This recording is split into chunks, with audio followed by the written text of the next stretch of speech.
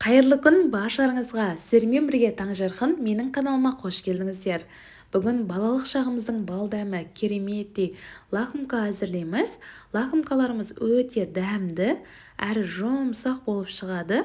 Ең алдымен лакомкаларымыздың қамырын ашытып дайындап аламыз. Ыдысымызға жылы суымызды, жылы сүтімізді, шекерімізді салып, жақсылап шекеріміз ерігенше араластырамыз. Үстінен ашытқымызды саламыз. Алдын ала ертіп дайындап алған сары майымызды құямыз. Жақсылап сұйықтығымызды араластырамыз. Алдын ала ұнымызды електен өткізіп дайындап аламыз. Ұнымыздың үстіне тұзымызды салып, екеуін бірге жақсылап араластырамыз. Осылай араластырып алдым. Енді сұйықтығымызды араластырып, ұнымыздың барлығын бірден қоспай, сұйықтығымыздың үстіне бөліп отыра қосып, жақсылап араластырамыз. Лопаткамызбен араластыру қиын болғандықтан, ұнымызды қоса отыра, қолмен жұмсақ қамырымызды илеп аламыз.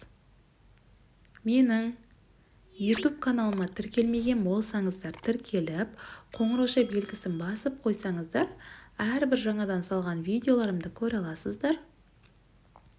Осылай қамырымызды илеп дайындап алдық. Бетін жауып, ашытуға қойып қоямыз.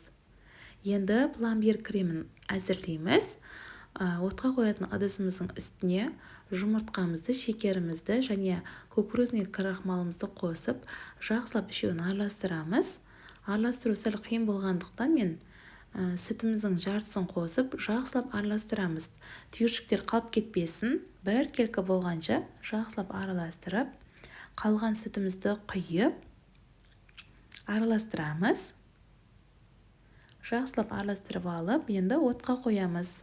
Отқа қойғанда астын қозғап тұрыңыздар, немесе асты күйіп кетуі мүмкін. Осылай қою болғанша жақсылап араластырып тұрамыз.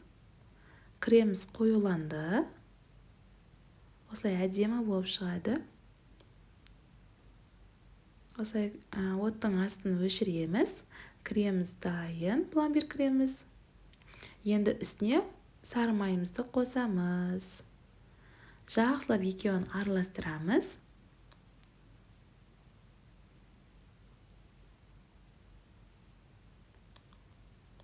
Жақсылап араластырып алдық. Енді креміміз дайын, пломбир креміміз. Бетін жауып, үй температурасына суытуға қойып қоямыз. Қазір сгущенкамен араластырамыз қойылтылған сүтпен. Үй температурасына суытуға қойып қойдым. Енді 1,5 сағатта қамырымыз ашыды менікі. Қамырымызды алып, егер таразыларыңыз болса, 100 граммнан өлшеп алыңыздар. Мен барлығын өлшеп алдым. Осы рецеппен 12-3 штук лакомка шығады. 100 граммнан барлығын бірдей өлшеп, бөліп алдым. Қамырларымызды дөңгелек етіп осылай аламыз барлығын.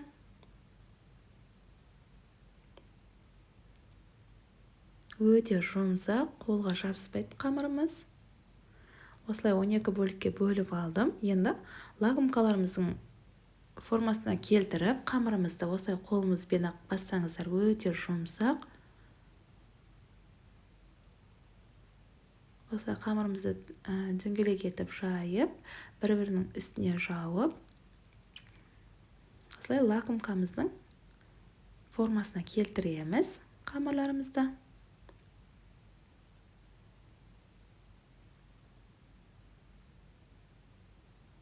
Осылай үстін ғана басып, осылай лакомкаларымыздың қамырларын бәрін дайындап алдық, формасына келтіріп, енді бетін жауып 15 минутқа көтерілуге қойып қоямыз. Пешімізді қыздыруға қойып қоямыз міндетті түрде. Бір жұмыртқамызды алып, жақсылап араластырып алып, 15 минуттан кейін қамырларымыздың бетіне, барлық шетіне жағып шығыңыздар. Сонда лакомкаларымыз қып-қызыл әдемі болып шығады. Осылай жұмыртқаларымыздың барлығын жағып, дайындап алдым. Енді қызып тұрған пеште 200 градуста пісіріп аламыз.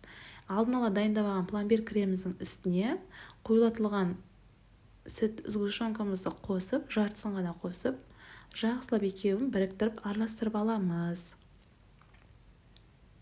Креміміз дайын. Кремімізді осылай кондитерлік пакетке құйып барып, қазір лакомкамыздың ортасына құйсаңыздар, өте ыңғайлы жұмыс істеуге. Осылай кондитерлік пакетімізге құйып алып кремімізді. Лакомкаларымыздың булочкасы пісіп шықты, өте дәмді. Асты да үсті де қып-қызыл әрі жұмсақ. Суытып алып, осылай дайындаған булочкамызды алып, ортасына кремімізді қосамыз.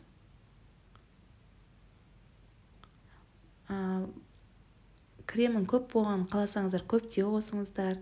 Мен қатты көп қоспадым. Шетіне жаңғақты майдалап езіп, жаңғақ қостым.